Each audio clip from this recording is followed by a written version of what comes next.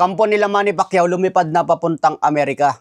Kaya asahan natin mga tol, magkakaroon na ito ng press conference kontra Mario Barrios. Ayon sa trusted source natin mga tol, kaya pumunta si Manny Pacquiao sa Amerika para magkaroon agad ng press conference, isabay ng announcement sa laban niya kay Mario Barrios. At syempre magsisimula na agad ang training ni Manny Pacquiao. Matinding training ito. 8th Division World Champion Manny Pacquiao and the rest of Team Pacquiao have arrived in Los Angeles to continue his training camp at the Wildcard Boxing Gym in preparation for his forthcoming match against WBC champion Mario Barrios. Sa Wildcard Gym pa rin mag-training si Pacman at syempre nandyan si Coach Freddy. Kaabang-abang talaga ito mga tol. Kakayanin pa ba ni Manny Pacquiao maging world champion sa edad na 46? Ito ang isang nakakaintriga dito mga tol, kaya tingin ko marami pa rin mag-aabang dito. Kasi malupit din itong si Barrios mga tol, may kartadang 29 wins, 18 KOs, may 2 talo. Natalo siya kay Tank Davis by TKO at natalo din siya kay Kit Thurman by unanimous decision.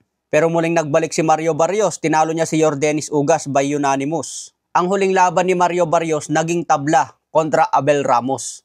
Kaya nga sinasabi ni Robert Garcia, pinakamahinang welterweight champion itong si Mario Barrios. Kasi ang pinakamalakas na champion dyan, si Jaron Ennis.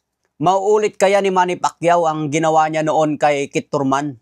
Ganyan din ang sinasabi noon kay Manny Pacquiao mga tol, mabugbog lang si Pacman kay Kit Thurman. Hindi na niya kakayanin. Kasi malakas si Thurman dati mga tol, undefeated champion yun. Malayong mas malakas si Kit Thurman kumpara dito kay Mario Barrios. Pero edad 40 pa lang si Manny Pacquiao noon. Ngayon 46 years old na. Ibang usapan na to kontra Mario Barrios. Kasi sobrang underdog si Pacman dito mga tol. Kaya maganda tumaya kay Pacman ngayon, pwedeng itodo na. Kasi pagdating sa odds, sobrang underdog talaga si Pacman. Ngayon, kung maulit ni Pacman ang ginawa niya kay Kit Thurman, talagang history ito para sa ating mga Pilipino. Hindi lang kay Manny Pacquiao, history sa Pilipinas. Hawak mo ng 8th Division, hawak mo pa ang pinakamatandang champion sa welterweight. Ayon din sa interview kay Jimwell Pacquiao, na interview ni Elisek Back ng ES News. Tinanong si Jimwell Pacquiao dito mga tol kung maging undercard daw ba si Jimwell Pacquiao. Katulad sa ginawa ni LeBron James. Nakasabay niya sa isang court ang anak niya sa NBA. So ganun din daw ba ang gagawin ni Manny Pacquiao at Jimwell Pacquiao? Sagot naman ni Jimwell, sana raw ganun ang mangyari.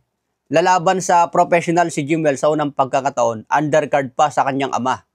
Isang history daw ito para kay Jimwell. Tinanong din si Jimwell kung ano ang masasabi niya sa paparating na laban ni Pacman kay Barrios. Sagot naman ni Jimwell, alam daw ng tatay niya ang ginagawa niya. Kasi kung sa kondisyon lang, tiwala daw si Jimwell sa kondisyon ni Manny Pacquiao dahil lagi itong nagte-training. Kaya hindi raw mahirapan si Manny Pacquiao na kunin ang 147 pounds. Kaya tiwala si Jimwell na kakayanin pa ni Pacman kasi alam daw ng kanyang ama ang ginagawa nito. So abangan natin unang press conference ni Manny Pacquiao kay Barrios.